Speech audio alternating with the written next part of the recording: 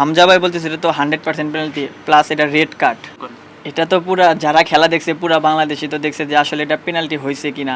আপনি এবং আমি যখন মাঠ থেকে যাওয়ার পর আমরা যখন ড্রেসিং রুমে গেছি সবাই বলতেছে এবং হামজা ভাই বলতেছে এটা তো 100% পেনাল্টি প্লাস এটা রেড কার্ড।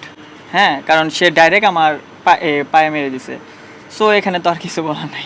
আসলে যখন আমি বলটা নিয়ে গেছি তখন আমার পা তো আপনারা দেখছেন ভিডিওটা হয়তো, সে আমার কিন্তু ডাইরেক্ট আমার পায়ে মেরে দিছে। সো আমি তখন আপিল করছি, কিন্তু আমি আপিল করার সাথে সাথে রেফারি ওটা কর্নার দিয়ে দিছে পরে, কারণ আমাদের তখন 93 মিনিট চলতেছে আর 7 মিনিট লস টাইম দিছিল। সো আমি পরে ভাবলাম যে আমি যদি এখন এরকম করে তার সাথে আপিল করি, সে অলরেডি এই কর্নার দিয়ে দিছে। সো আমি তারপরে ওটা নিয়ে আর কিছু বলিনি আর কি রেফারিকে। এটা খেয়াল করে দেখতে পারেন যে আমার প্রথম থেকে কিন্তু আমাদের ফেভারে ছিল না রেফারি, আপনি খেয়াল করে দেখবেন।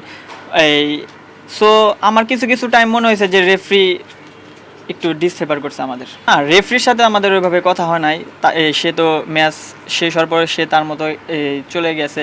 এবং আপনারা দেখছেনও হয়তো যে বাংলাদেশের কিছু দর্শক তারপরে আলট্রাস তাদের অনেক বোতল দিয়ে আর কি করছে আর কি। পেনাল্টি এটাতে কোনো নাই, ভুল নাই। সো সে আগে হাতটা তুলে ফেলছে কর্নার ফ্ল্যাগের দিকে। সো আমি যদি কারণ এখানে ভিআরের কিন্তু সিস্টেম নাই।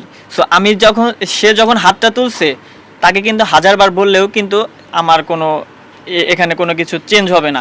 সো আমি ভাবছি যে এখানে কোনো কিছু যেহেতু চেঞ্জ হবে না, সো সে দিছে, আমার তো আর কিছু করার নাই। হামজা ভাই তো ইন্ডিয়ার সাথেও ছিল, আপনারা সবাই দেখছেন হামজা ভাই কি, আর সে তো অ্যানাদার লেভেল, অন্য লেভেল। আসলে তার বিষয়ে আসলে কি বলবো, কিছু বলা নাই।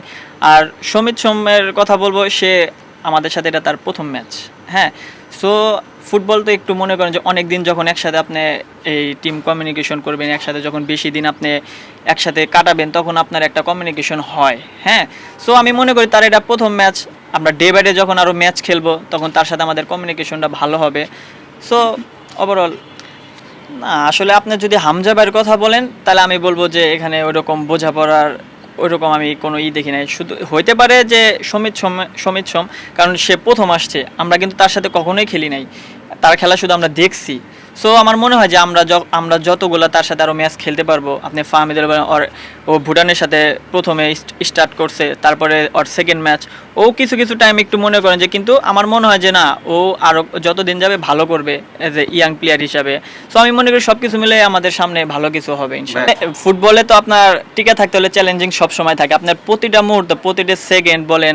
এবং যখন আমরা আপনার মাঠে একটা জিনিস, মাঠের বাইরে আর একটা জিনিস, আমরা যখন এই প্রতিদিন আমরা মেনটেন করি সব কিছু, আমাদের তো একটা শিডিউলের ভিতরে থাকতে হয়। সো সব কিছুর সাথে আমাদের সংগ্রাম তো চলেই, আপনার মাঠের ভিতরে বলেন মাঠের বাইরে বলেন। আমরা যে এই ফিটনেস নিয়ে কাজ করতে হয়, আমাদের ফুড এভরিথিং। সো আমি মনে করি যে এগুলো অনেক ভালো। আপনার এই যত আপনার পজিশনে যত ফাইট হবে আপনার পারফরমেন্সটাও তত আপ হবে।